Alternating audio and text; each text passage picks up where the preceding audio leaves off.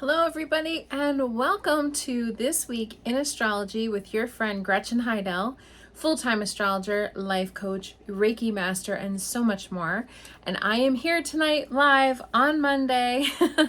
It's our Monday night date, and it is July 24th, 2023. I'm going to be going over This Week in Astrology from July 24th all the way until July 30th. So welcome if you were just joining me live here on Facebook. I go live every Monday night, unless if it's a special holiday, at 8 p.m. Eastern time. So if you ever want to come join the live party, feel free. Or I do cross post on YouTube, so I'm looking up and looking down because I record with two separate cameras and recording devices. So welcome. If you are joining me live, go ahead and comment in the comment section below what your astrological sign is, and also where you're tuning in from, what area. And if you're on Facebook, same thing. Definitely put that below. We have a little bit, I'm almost afraid to say it, a little bit of a lighter week, at least astrologically speaking. There's still, of course, there's still stuff going on. That's why I come live every week to update you, because there's always stuff going on. But there is still some astrological energy, but it's not like where last week I was going over every single thing was like, just constantly changing and shifting. Hello, Ashley, welcome. I'm so glad that you could join. Please go ahead and comment below your sign and where you're tuning in from. But yeah, we have a little bit of a lighter week. I am going to go over some of the bigger things that we have going on, that's kind of, in the sort of backdrop. We have some things going on with the North Node of the moon. We are getting prepared for Mercury retrograde. Mercury's getting into the zone. So we're going to be doing that, talking about Mercury retrograde and so much more. And we also even have the second chance new moon this week coming up. So please stay tuned till the end, so that we can, I can update everybody. Ashley said, Sagittarius sun, Taurus rising, lovely, from Vermont. Welcome. Hopefully you're doing well with all of the floodwaters that have been going on. Wendy, yay. Welcome. Scorpio sun, Virgo rising. We're going to be talking about Virgo tonight for sure, so make sure you stay tuned. Wendy, the other Wendy, from Vermont, Aquarius. Hi, Kelly, welcome. Melinda, from Vermont, Capricorn sun, Cancer moon. Almir, hello, Almir. Taurus from Vermont, welcome. Kelly, Gemini sun, Leo rising, my same as my rising sign and also my moon sign, same thing. So welcome everybody who's joining me live tonight on Monday night. So I'm going to just start jumping in here for This Week in Astrology, because I have a few things to go over. Hey, Amy. Oh, I'm so glad you joined. Welcome from Vermont. Also, Pisces, double Pisces, just like Vermont. I talked about that. I think it was last week that Vermont is a double Pisces sun, Pisces moon, and we have been having flooding, all that flooding from Pisces. Yay. Saturn in Pisces, which is, I'm sure, highlighting Vermont's Pisces. If anybody has any Pisces in their chart, Saturn, remember, is going through Pisces, and it's been a lot. There's all of us Pisces people are getting activated, whether it's your moon sign or your Venus sign or wherever it is in your chart. You're getting some activation there with Saturn. Saturn's retrograde right now, so we're getting a review of that. Yay, lucky us. Hey, Robin, welcome. Gemini sun, Cancer rising. Love that. Ashley Jean, Virgo sun. Wow, you guys are all on. This is amazing. I love it. And make sure that you like the broadcast, because it starts to get it up in the algorithm and I get it rolling here. All right, so I'm going to jump right in and start going over This Week in Astrology on July 25th, 2023. We have, and that's tomorrow if you're watching it tonight, we have the first quarter lunar cycle, and that is what I have nicknamed the second chance new moon. And that is going to be coming tomorrow at 6:07 p.m. Eastern time. So if you're out on the West Coast, 3:07 p.m. On the West Coast, or anywhere in between, just plus or minus. But yes, we are going to be going through the second chance new moon. And basically what that is a time where the sun and the moon square each other.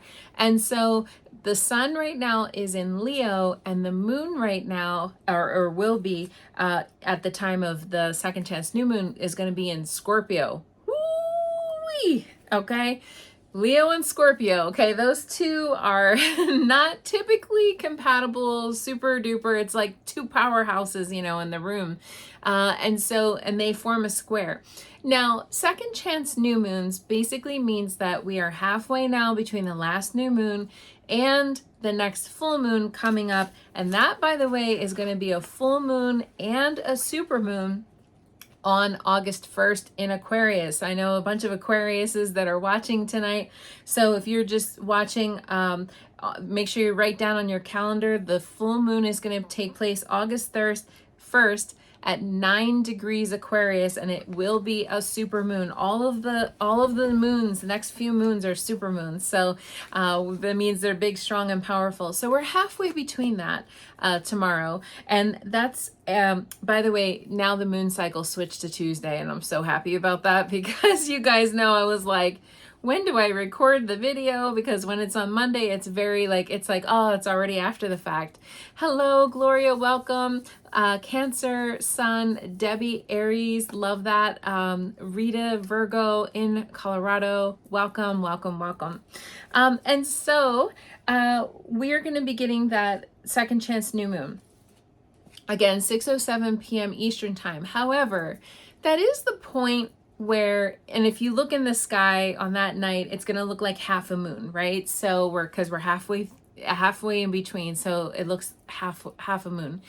It's nicknamed or called the first quarter lunar cycle or the second quarter lunar cycle, or I call it the second chance new moon, but whatever you call it, this is a time where if you forgot to write down your list before your manifestation list, you can do it on that time, or on or after, either way is fine.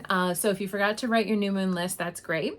And then you could write it on that day, on tomorrow and Tuesday.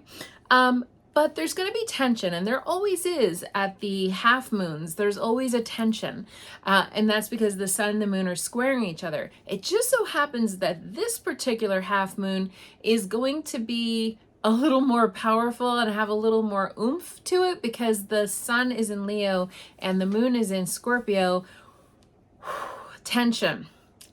So if you think about the sun, the ruler of the sun, because we are now in Leo season, okay? If you guys remember, on Saturday of last week, July 22nd, the sun moved into Leo, and also we started Venus retrograde in Leo. And I want to say this, if you haven't seen it on YouTube, I recorded a 2.5 hour long video.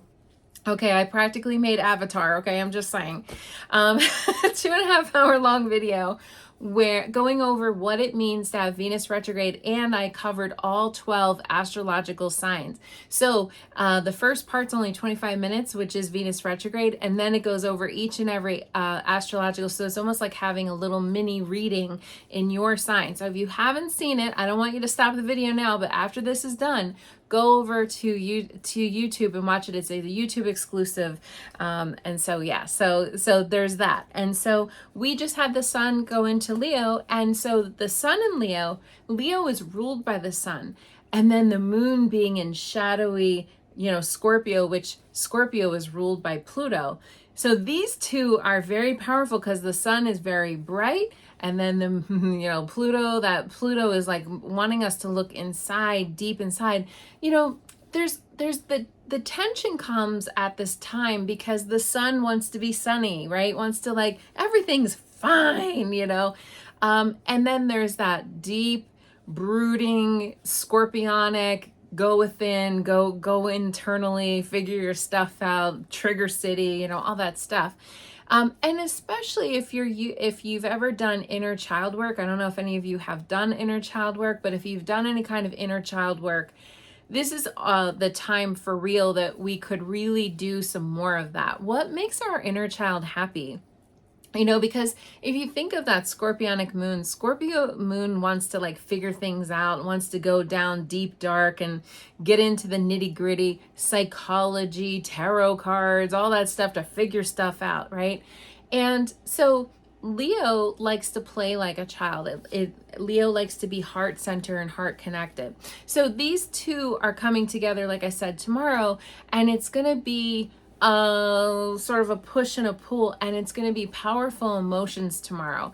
So we can have a temper tantrum like a child, or we can look within and say, is this helping our inner child? What's the deal? I love inner child work. I often talk about that in my private sessions, my coaching sessions, and my astrology sessions, because people always say, well, I do life coaching and I do astrology, but I share the same brain. So I always just include it in whatever session people have. If people need my help, I just help them, in the session. And so inner child work is really big with this. So that's something that we could tap into, but it could be powerful emotions, and adults, full on adults could have, a temper tantrum right in front of us. I mean, that's something that could happen, but hopefully it won't be too dramatic. Leo loves dramatic. But that again is going to happen at 6:07 p.m. So remember the analogy going back to what the farmer cycles, with the moon. The new moon is all about planting new seeds. The second chance new moon is all about okay, all right, the seeds, are they coming up? Or we have little plants, check the roots, make sure everything's good. We might need new fertilizer. We might need more sunlight, whatever the plants need, we got to bring, because those little plants are our goals. And so what do your goals need? Do they need a little tweaking? Do they need a little fluctuation? Do they need a little work? And then remember, on the full moon, that's when we harvest those little plants and we get the fruits of our labor. So we really want to make sure this is the half point where we're checking in to make sure we're still on target to meet those goals and those needs. Michelle Lee, you asked a great question. What if you're a Leo and have Scorpio moon? Yeah. So you're in the middle of this. So really, whenever the moon is doing anything, or the sun or whatever, and it's matching something we already have in our chart, that's a great question, but it's really no matter what, we're going to feel it extra. I always kind of feel, because people ask me that, I'm like, it'll be extra. It's just going to be extra. What I just said plus extra, so you already have that tension in your chart. So you're sitting up over there. Oh, welcome to my world. Okay, everybody, join me for the party, because I'm used to this energy. So you're used to this energy, Michelle Lee. So if you have Leo and Scorpio moon, you're used to it. Now you're going to get more of it tomorrow. Okay, so you're going to feel extra of that. And so that might be a little more intense bubble for you, because it can activate some energy, but it's already there. Okay. So whenever I go over any of these planetary things, if you hear that in the broadcast and you go, oh, well, I have Venus in this sign, or I have Lilith in the sign, or whatever, because I'm going to be talking about Lilith too, by the way. Then just know that it's all that plus extra, and it's going to be triggering your stuff, which could, people always want to have that connotation. Is it good or bad? It's just extra. It's just extra, whatever that is, it's extra, more of it. So that's, really the thing. Ding, ding, ding. Hello, Rosalie, sent me 50 stars. I love that. Thank you so much. And that might be from your grandson. So if he's there, tell him I said thank you. That's awesome. Capricorn in Vermont, Rosalie. Wendy said impressive. Yes. My avatar making video. It was oh my God, it took 3 days between filming and editing and everything else. So that was my biggest video project to date. I'm kind of proud of it, I'm just going to say. But if you like it, I need a little motivation to want to make another one of those. So if you like it, make sure you go to YouTube and comment on there. I love it. I'd like to see more of those, because that will help me to find my inner drive, because that was hours and hours and hours of editing. It was crazy. So yes, so Michelle Lee said extra Leo energy at its finest. Yeah, that could be good. I mean, it's not that it's bad, it's just more. And you probably know what it feels like to have the moon in Scorpio. It's going to activate all your scorpionic stuff too, for sure.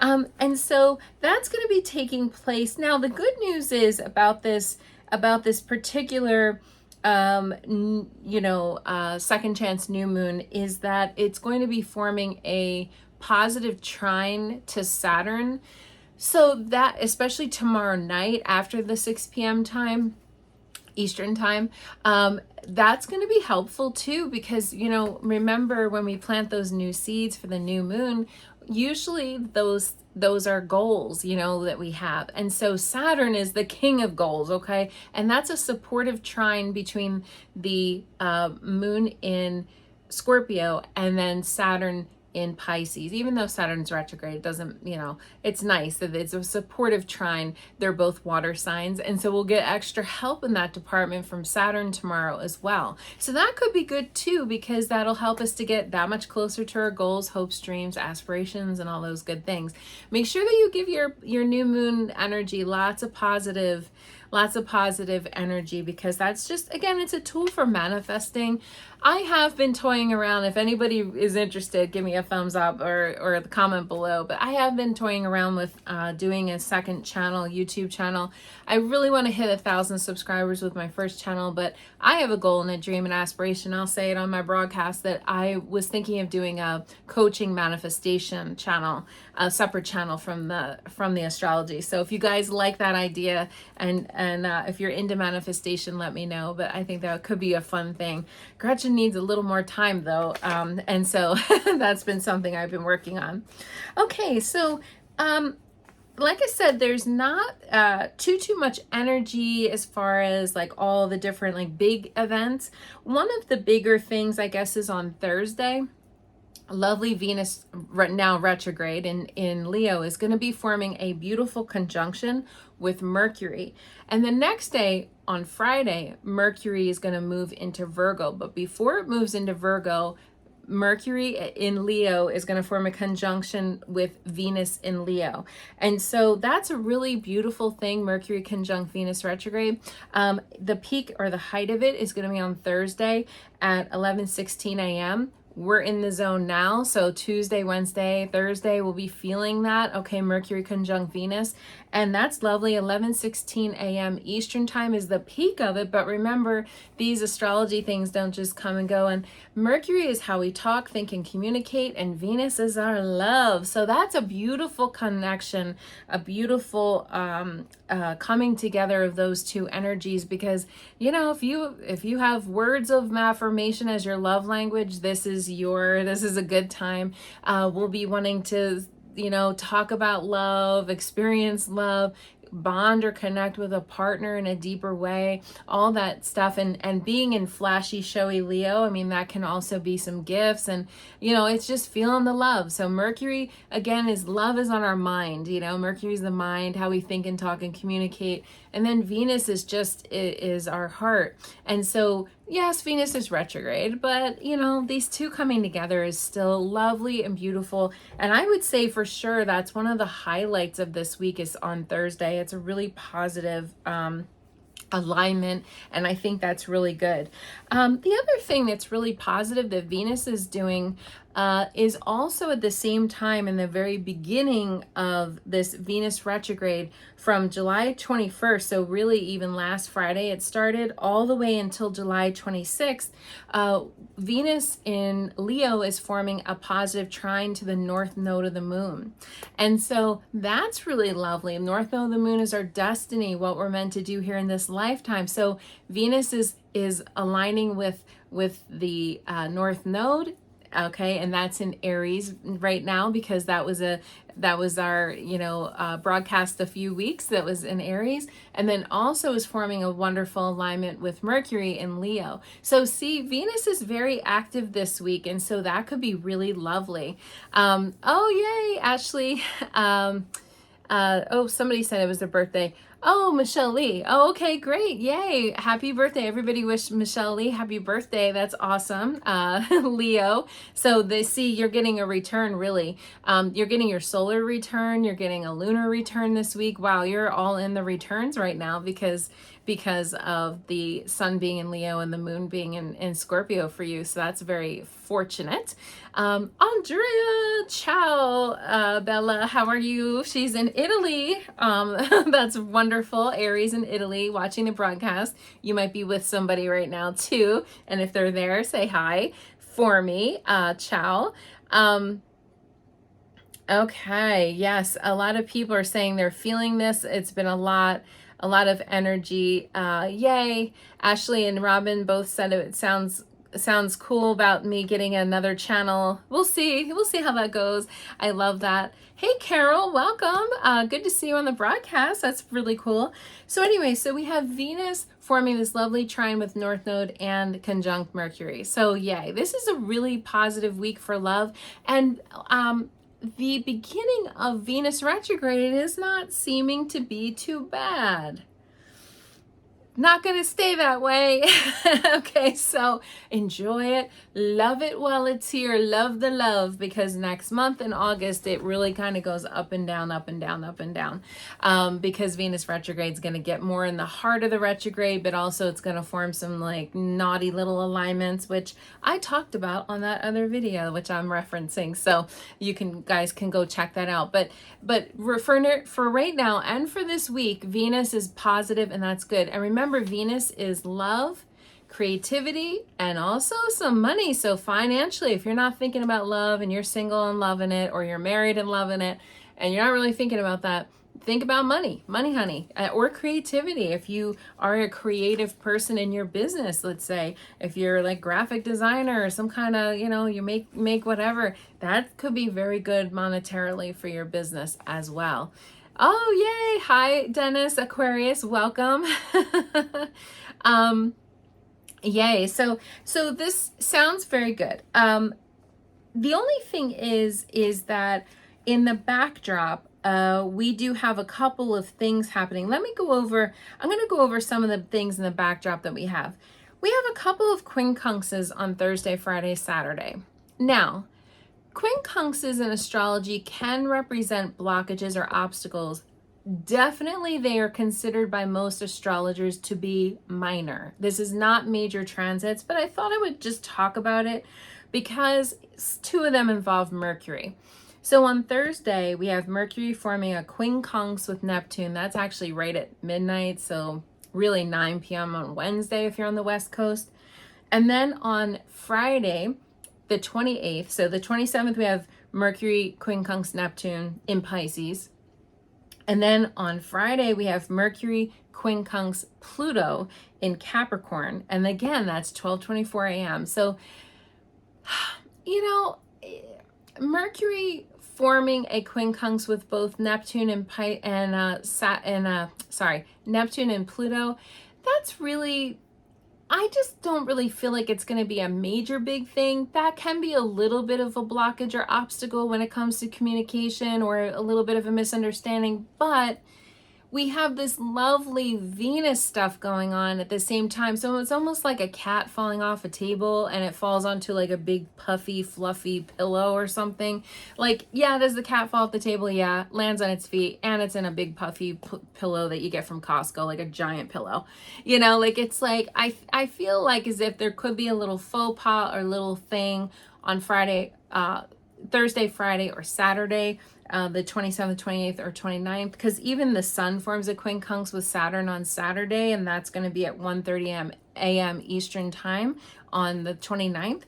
I don't know. I kind of feel like these are obstacles or blockages, or some kind of a little delay, like, you're trying to get somewhere and there's like a traffic jam or some kind of a thing, but it's not major. I don't consider these to be major at all. So I just want to mention them, honorable mention, just to be aware that they're there, but we're going to fall on the big puffy pillow from Costco, so it'll be fine. Okay. The big news this week really is when Mercury goes into Virgo, and that's on Friday the 28th. So Christy said, can't wait to check out the other video. Ashley said, hang on for the ride, double buckle and wear a helmet. Yeah, I mean, that's going to be next month, actually, that I was talking about that. This week is not too bad. It's more astrologically mild than we've had. I'll just say that. We've had some really rough astrology lately. And so now this is a little bit better, especially last Friday and Saturday, I don't know if anybody had any tension. Really Thursday, Friday, Saturday, and Sunday. There was a lot of tension last week. I don't know if anybody experienced that. You could comment below. You don't have to put in detail, but just comment below if anything kind of affected you. It was a very, very tense last weekend. So this week, it's almost like, okay, all right, let's catch our breath and let's breathe for a little bit. So Thursday, on Friday, Mercury is going to move into Virgo. Now, why is this important? Mercury moving into Virgo at 5:31 p.m. Eastern Time on Friday night is all about being very precise with the way that we speak, which, I try my best, but sometimes in these broadcasts, I get my words flubbed because it's a live broadcast, and that's just what happens. But we have to be precise with our words. Now, here's the reason why this is such a big deal. Because Mercury is getting now into position to go into its retrograde. It's not going to be retrograde until August 23rd. So we got some time. All right, we're 1 month away at the time of this broadcast. We are 1 month away from Mercury retrograde. But it's time to start preparing. And Mercury is the ruler of Virgo. And Mercury is in Virgo. So see how this is like a little bit of a double bubble. Mercury is the ruler of Virgo. And so Mercury's extra strong when it's in Virgo because it's like, hey, I'm home, And so we have to really watch this because we're going to start the pre-shadow of the retrograde on August 3rd.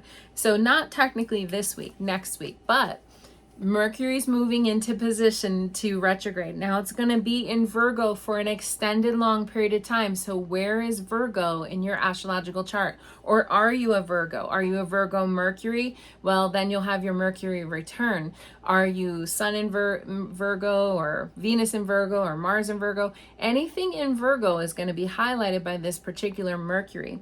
And it's going to be in Mercury for an extra long period of time. So usually each Mercury sign, it's in each sign for 2 weeks. Okay, and that's it.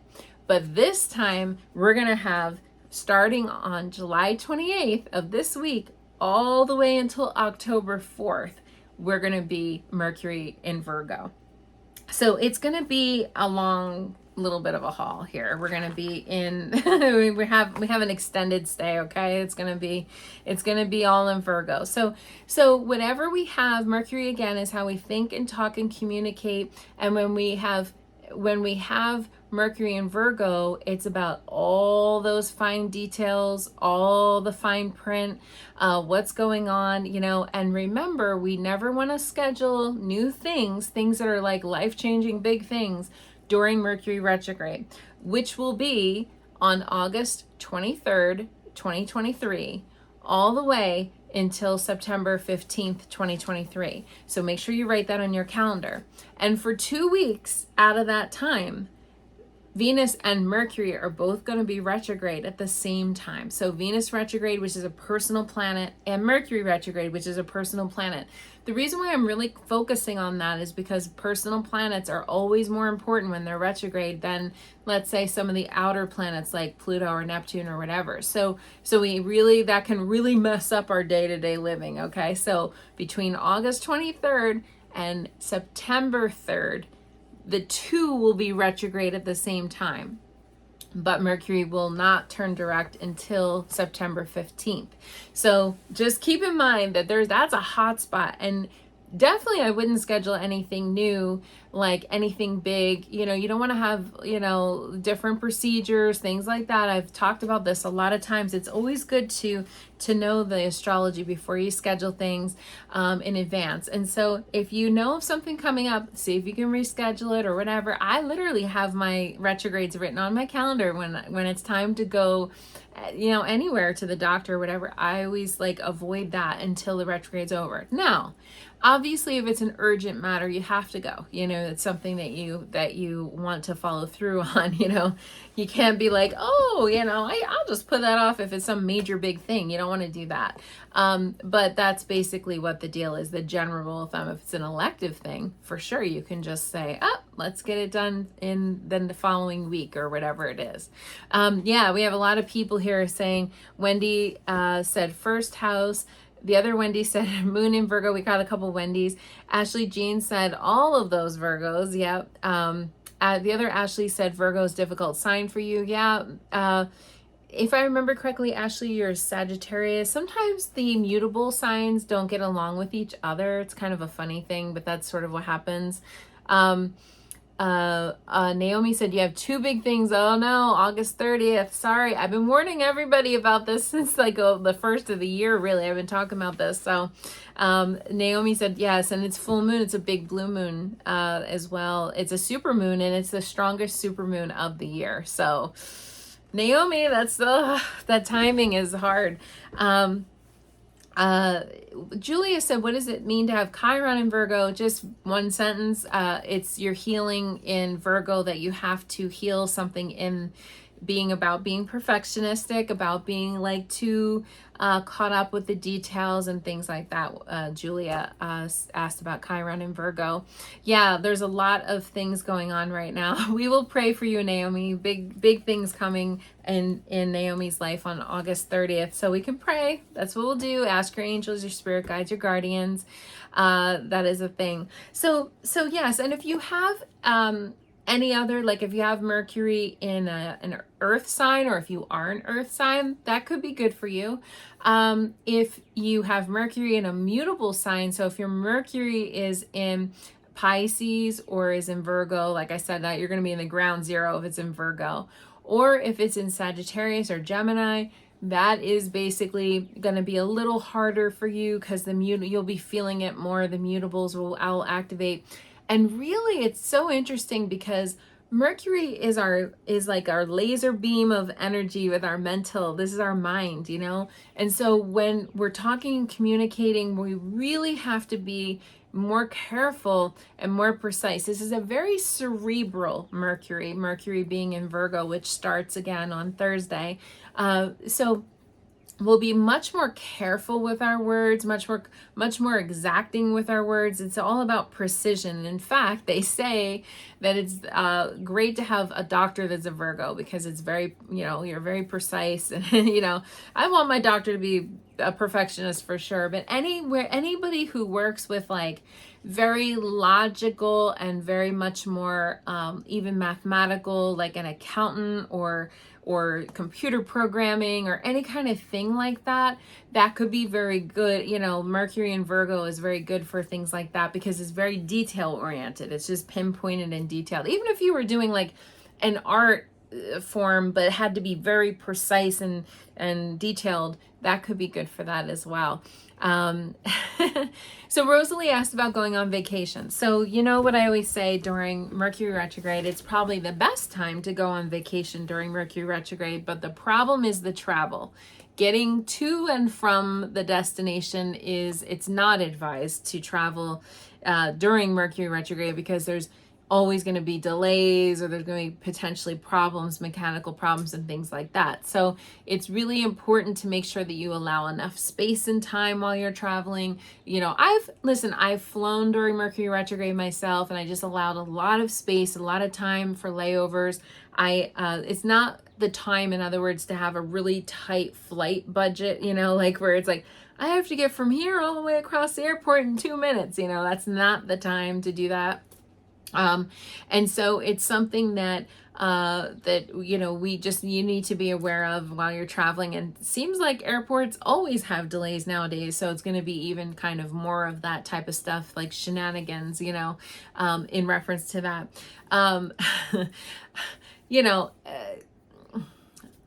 I will say this because I've been doing some research lately on a couple of different events that had happened, and I will say that the Titanic sunk during Mercury retrograde.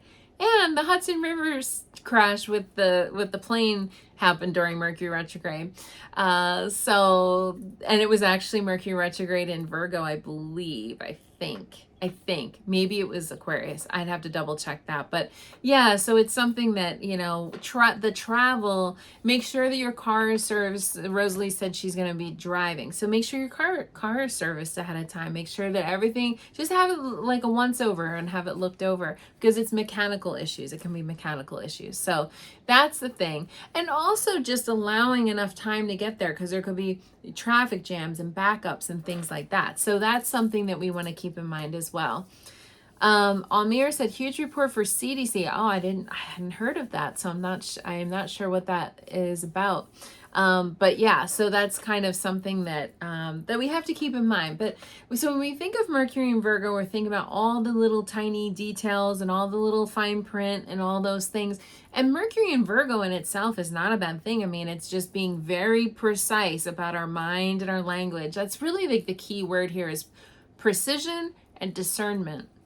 And really, Virgo is also the sign of service. A lot of people forget that about Virgo, but like if you have a Virgo that loves you, they will do all kinds of stuff for you. That's like love language of service, you know? So it's about helping others and like, I'm going to make you a sandwich and pack, you know, like do your laundry, you know, that's like Mercury and Virgo's love language is all about service. So if you think about that, I mean, that can be quite lovely. So it's not that none of that's bad. It just really depends on where it is in your astrological chart. And even if you don't know your chart, how does Virgo affect you? Is Virgo a positive sign in your life of people? Like, are your close besties Virgos? Well, then Virgo, that's helpful. Or if they're, you know, sort of contentious, then that can be a problem. Where is it in your chart? You know, if it's going to be in your area of love, well, you know, that could be, you know, just like meticulous thinking in love, you know, I mean, that's not about feeling, that's about thinking. So yeah, so we have to kind of watch that.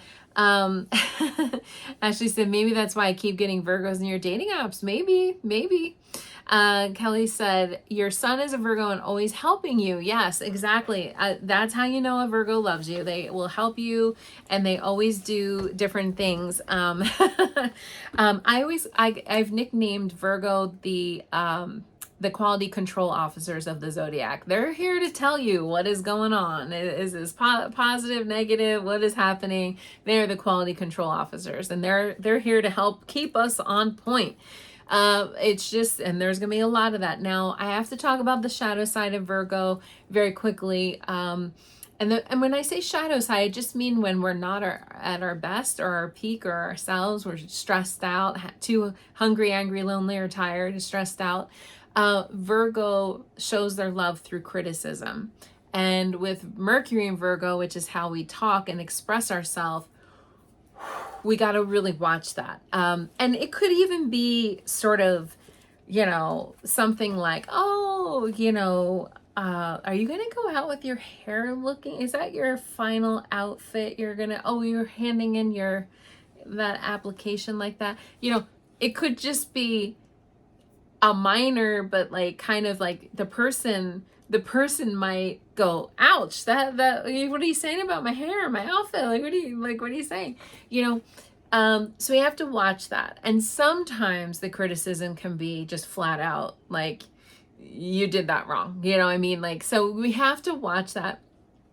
Oftentimes, and I'm not talking about abuse, but I'm talking about like when a Virgo loves you, they will try to correct you because they want to help you. Again, it's all usually with the spirit of helping, unless if you have a real yucky Virgo in your life.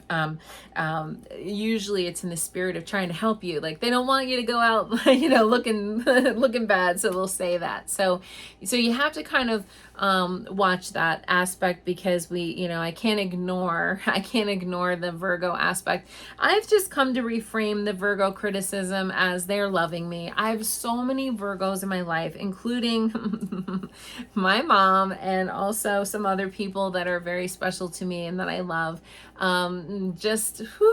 You gotta have a real like thick skin. Real thick skin, okay?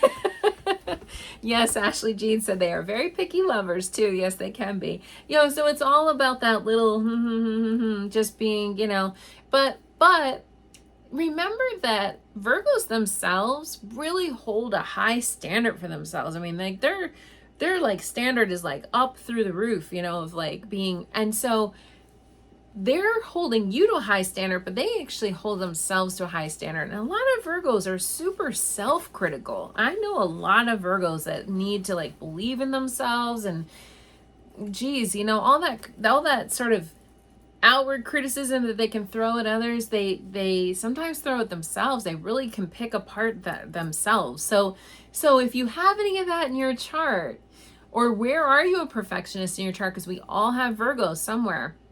Even if it's an empty house in your chart, where is that? And that's how you'll know. And the reason why I'm spending so much time talking about this is because Mercury retrograde is going to be there too. So now we have regular old Mercury in Virgo, and we have the retrograde in Virgo coming. And so it's about being very precise, being very discerning, you know, figuring out, you know, kind of what's important, what isn't. We're going to be kind of looking around for what's wrong and what's not working properly. And that's kind of the way that it functions. Oh, Kelly. Okay, Kelly, I'm so glad you mentioned that. I'm very excited about that. Yes, Ashley Jean said we held a lot of anxiety. Well, in your digestive or sacral chakra, yes. So Virgo is literally your digestion. Virgo is the digestive system of the body. That's literally where it is. So when you said sacral or even solar plexus, that's a big thing. So Kelly said you have Virgo in your area. So you're going to have your Mercury retrograde in your second house. Well, second house is the house of money.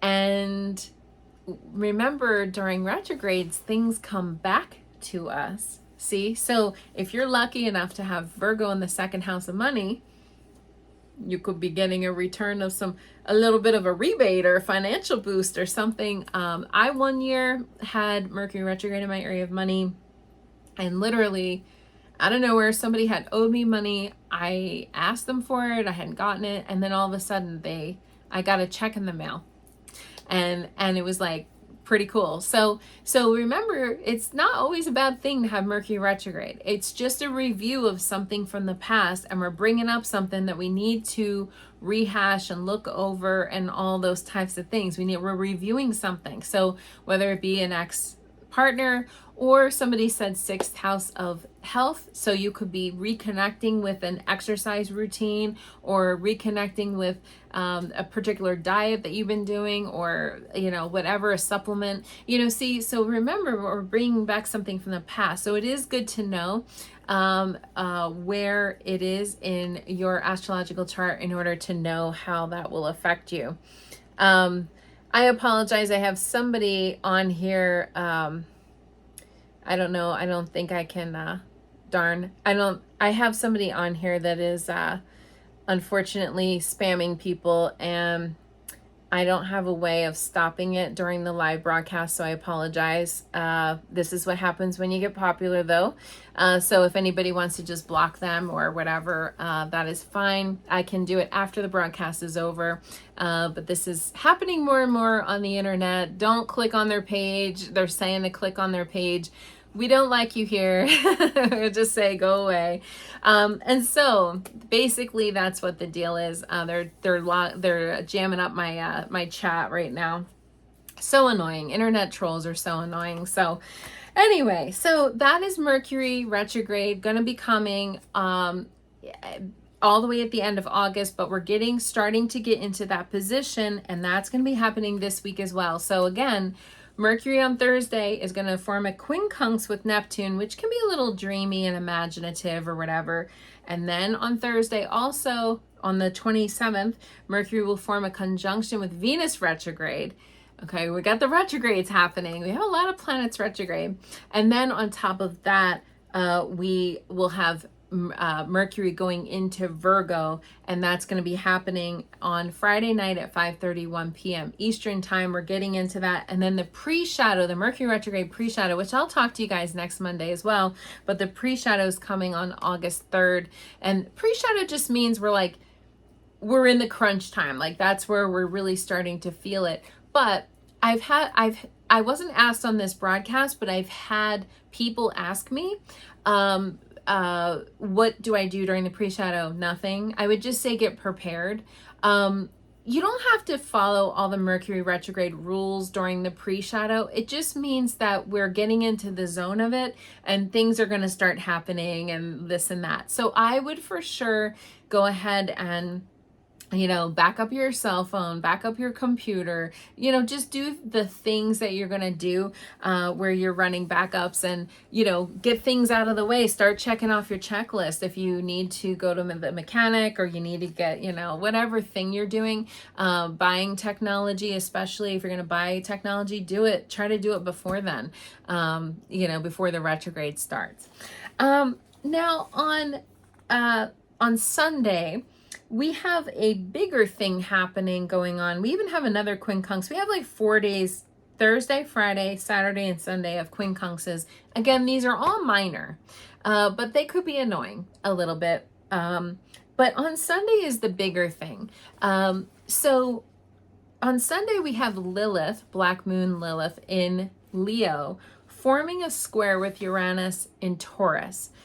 That's going to be coming to a peak or a height on Sunday early morning, 3:06 a.m. I want you to know, though, it's active right now. As I am doing this broadcast, it's active.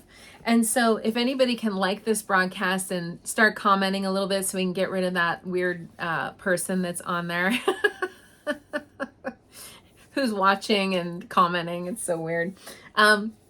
Lilith square Uranus is on active right now. So it's active as I'm speaking. It's going to be active all week, and it'll even be active next week.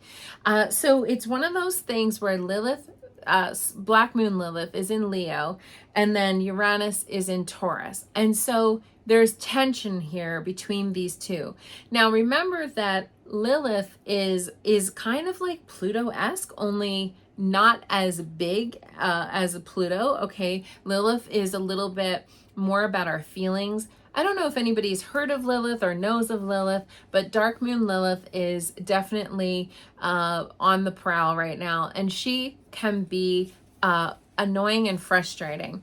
And so when she aspects Uranus, that means something a little bit sort of shocking that we weren't expecting or whatever sort of comes out of nowhere. When we think of Uranus, Uranus can be anxiety. Uranus can be like unexpected news. Uranus can be like all these different things. And so with these two forming a square with each other, that could be a little bit of a dark surprise, like a surprise that we didn't really want. And that again is coming overnight between Saturday and Sunday on the weekend, the peak of it.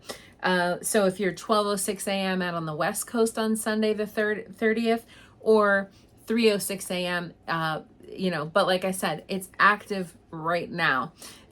So yes, Almir said with Taurus rising, what does that mean? Well, it just means it's going to be kind of, it might shake you a little bit. See, remember, we're trying to find some stability in our Taurus area, and we got pesky Uranus going through Taurus for like 7 years, so it's like we're destabilized in the Taurus department. And so with Black Moon Lilith coming, now a lot of astrologers would say that this is a minor transit because it involves Lilith, but I've seen Lilith cause some issues. So again, she can feel, our feelings can be experienced almost like as if it's a Pluto thing. So it's just more feeling a little bit dark and a little bit kind of mucky. Thank you, Rosalie. Ding, ding, ding. I love you. God bless you. And your grandson as well. I really appreciate you doing that. That's amazing. 50 stars. I love it. I love it. I love it. Ashley said, oh no. Yeah, I mean, it's just something that we have to kind of get through, I mean, she can be annoying. So what I would say is, not to have that deep conversation, not to have that, sort of, it can be troublesome because even though we wanted it to go a certain way when it comes to like how we're sort of our emotions, we're wanting to stabilize, it's a bit unstable. It's a bit unstable. Oh, that's a really lovely way of putting it, that you feel like it's more low key. Yeah, that's exactly kind of what the deal is with Black Moon Lilith, is that it definitely can be low key and a feeling of darkness, a feeling of yucky, all that kind of stuff. So, look, it's not usually a major thing. I will say this, when Lilith is I call her Lilith. When Lilith is activated, usually there is an event that happens. So it's not like made up in our head. So there's usually something that like kind of happens, but the feeling of it is usually huge. Like the feeling of it is like usually a larger sort of emotional feeling. And like I said, that's coming on Saturday. Or Saturday and Sunday. I like to kind of go over these transits just so you guys know and you understand that that's what the deal is. And that you don't feel like, oh, you know, a lot of times I remember, I just want to say, when I was a younger person, before I really fully realized that I had these gifts and that I had this intuition and I was sensitive to energies, I was sensitive to planetary things, I didn't know. I was walking around like everybody else, like, oh, what's going on? What's going on? Like, I didn't know.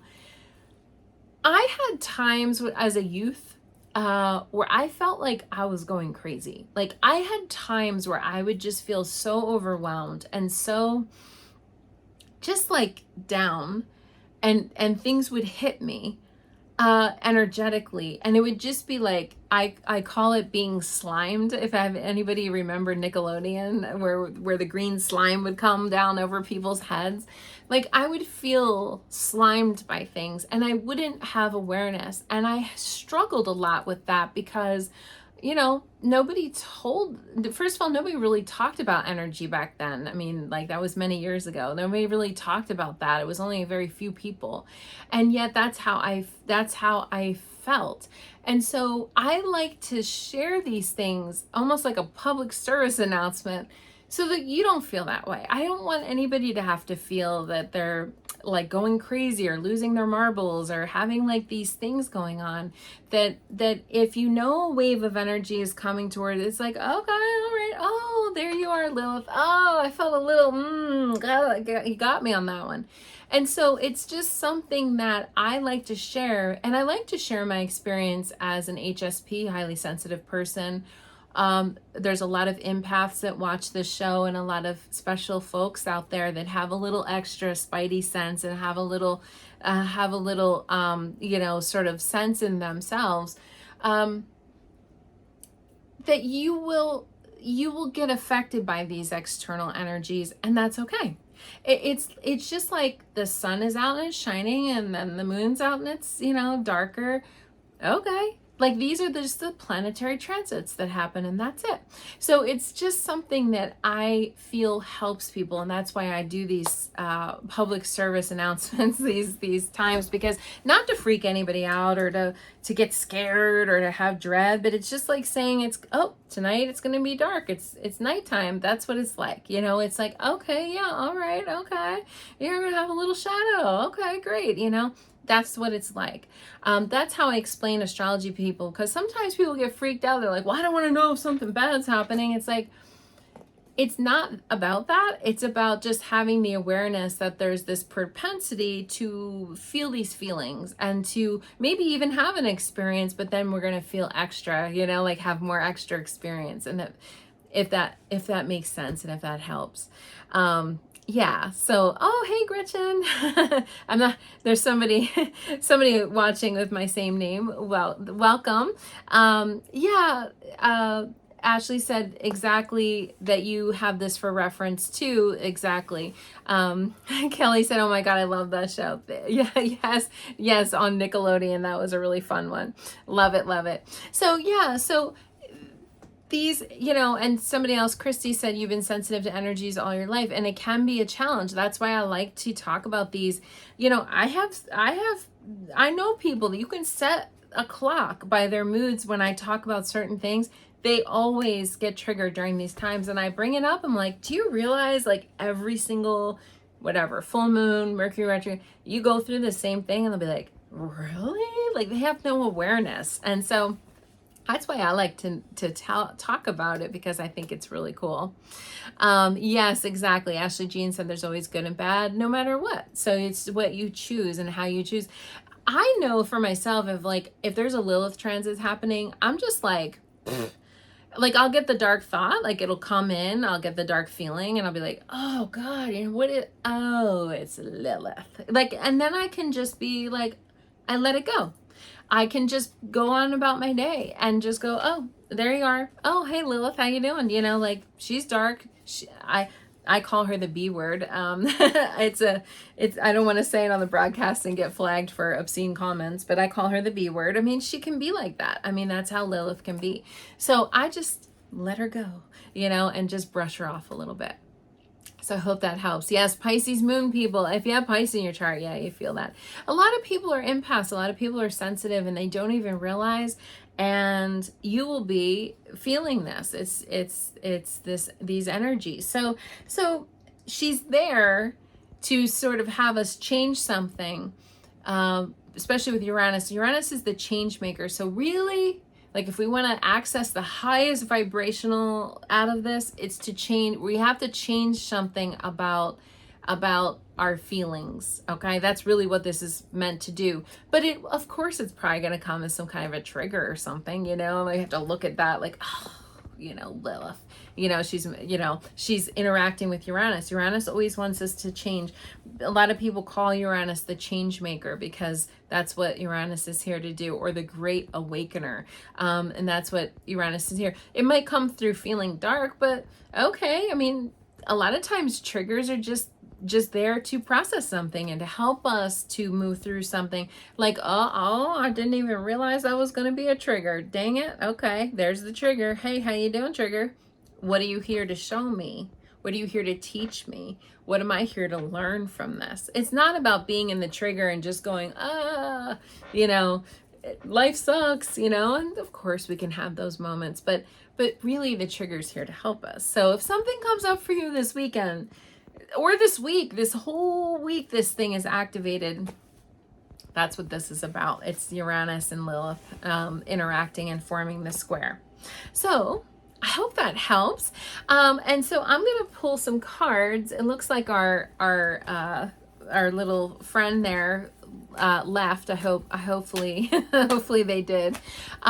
So let's go ahead. I'm going to do some cards if anybody has any questions for me or anything that they wanted to ask. But just very quickly, we do have the second chance new moon. So this is the time to write out the new moon manifestation that comes on Tuesday on July 25th. And the peak of that is 6:07 p.m. Eastern time.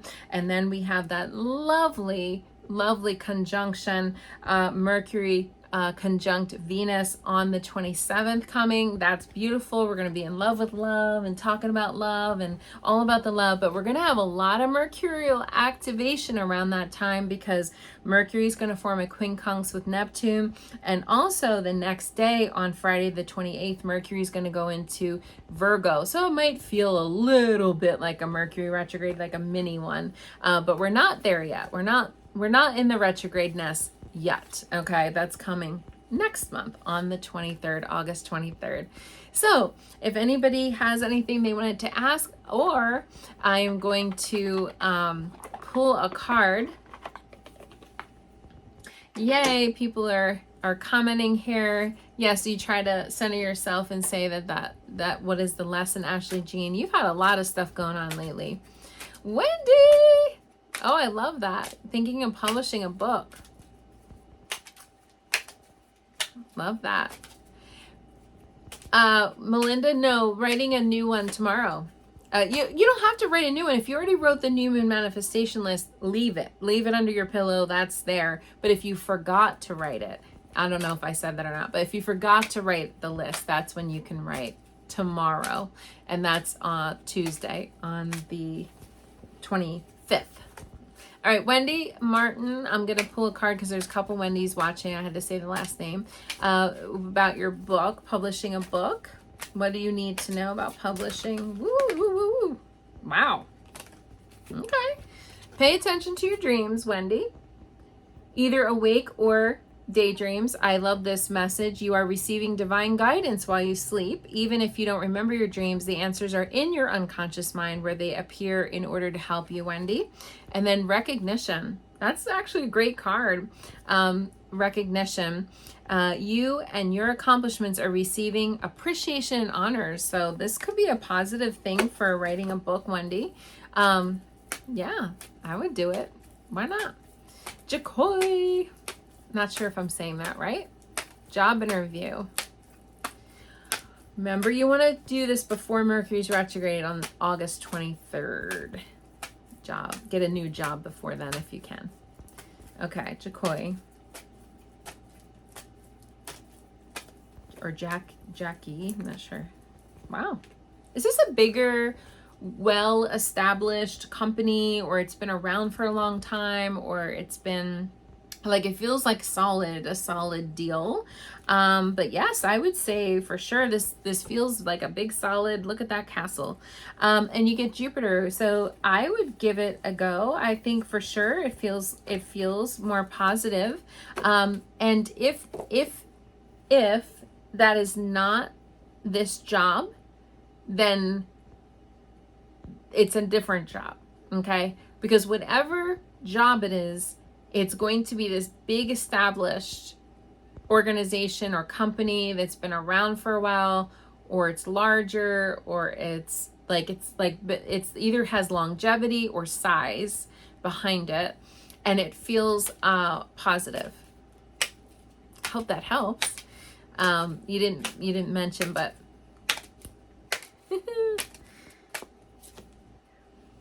yes, I would journal about it. Oh, that's funny. It's the largest healthcare insurance company. Yeah, I would journal about it too. I would do some writing. It's funny, writing down your feelings and activities stirs creative ideas and builds your confidence as a writer. Maybe you have to write. Here's the thing. I don't have a card that says write your resume or write a cover letter or write, you know what I'm saying? I just have this journaling card. So something you might need to write something for this application, like a resume or a cover letter, or take a test or some kind of thing, do a presentation in some way. But I think it feels positive. I want you to really just imagine like how lucky they're gonna be to have you, and why. Like, you're amazing. What do you bring to the table? And I want you to imagine and think of all the wonderful things that you are gonna lend to this company. And then when you go in there, what are they going to do for you? Because you're going to be a magical fairy for them. I mean, so what are you going to, that's how, build yourself up. I always tell people when you go into a job interview, that's how you have to think of it. That's the mindset you go in there. By the way, you go in there with a date too. If you're dating and you're single and you're looking and you're about to meet, a lot of times we're like, oh, will they like me? Will that person be attracted to me? Will they, no, what are they going to do for you? They're applying to potentially be the spouse, your future spouse, if that's what you're looking for. So what are they going to bring to the table? Okay, so yeah, so you have to, I want you to think of all the blessings and gifts that they're going to receive from you. And then also, what are they going to do for you? Okay, and then I love it. I love it, love it, love it. Oh, Daphne, tell her I said hi. All right, I'm going to answer this question. I hope that helps, Jackie, I'm not sure if I'm saying that right, but I hope that helps. Just what are they going to gain from you? Because I think you are going to bring a lot of blessings and gifts to them. Carol, I'm going to say, what does Daphne need to know about going to Spain? Will it be okay?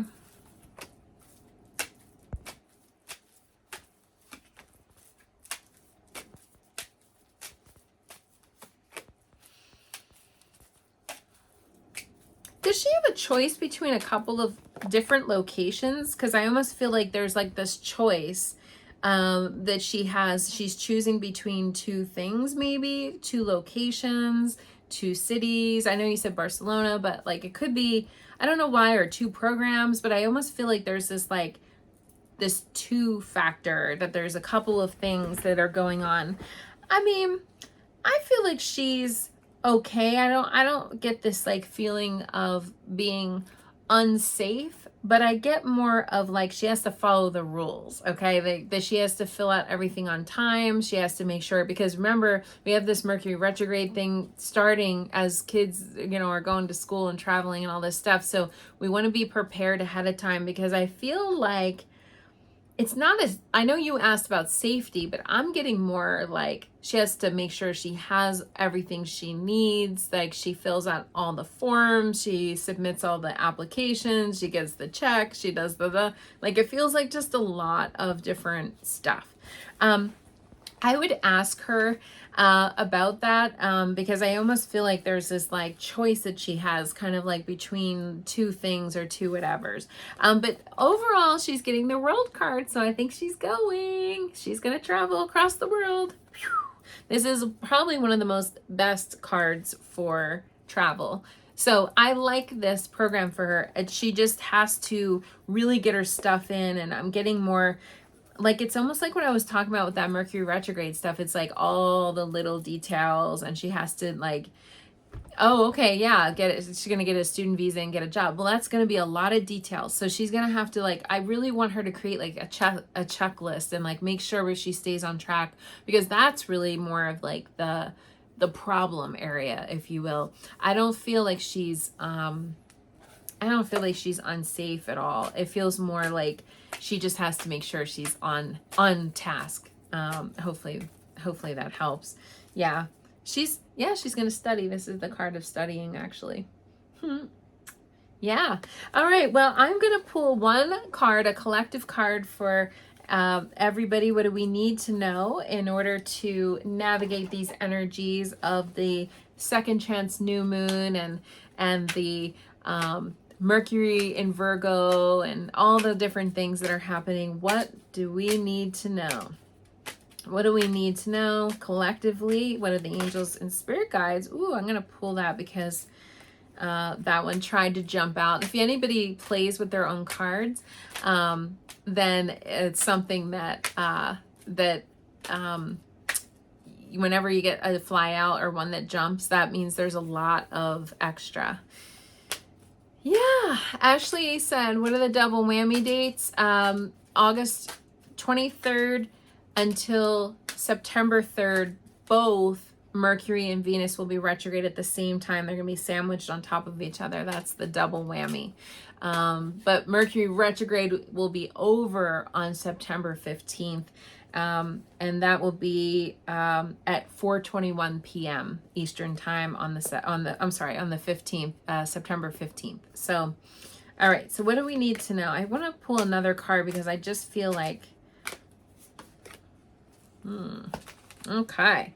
All right. So the card that fell out, the fly out, was speeches and speaking, which is all Mercury, right? It's communication, travel. Speeches and speaking, you have an important message to deliver and which can help others.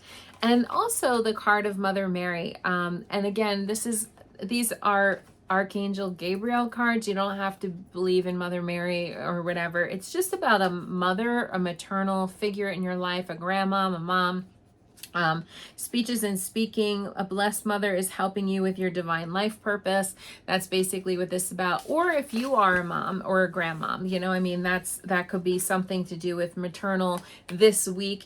And speaking of which, my mother is having a medical procedure done this week. And I was wondering if you guys would be kind enough to send her Reiki, send her lots of love. She's going to be having a procedure done. So yes. So I know for a fact this will be me, but there might be other people too on the broadcast that are, and it can even be a mother figure in your life. It doesn't have to be the literal mom. It could be a mother figure or somebody that's there. Okay. So speeches and speaking, again, this Mercury stuff is all about, communicating and all that kind of stuff. So we have to be a little bit more precise with our speaking. So I hope that helps. Now, if you guys want a personalized astrological session, feel free to contact me for a reading. And also I do gift certificates. So if you're interested in purchasing a gift certificate for a friend or a daughter or a son or whoever in your life that would benefit from that, that would be wonderful. And lastly, if you haven't done this already, I am making YouTube exclusive videos over there on YouTube. So Venus retrograde is here. And if you want to know how that's going to affect your sign, personally, then go over there, and I did a whole 2.5 hour long video with each and every sign, and you can go to the show notes and just click on what your sign is and go right to that. But I would definitely tell you to watch the beginning, because it goes over the whole what the retrograde is all about, the schedule, if you will. All right, everybody, namaste. Lots of love and light to every one of you, and I will see you again next week. Bye.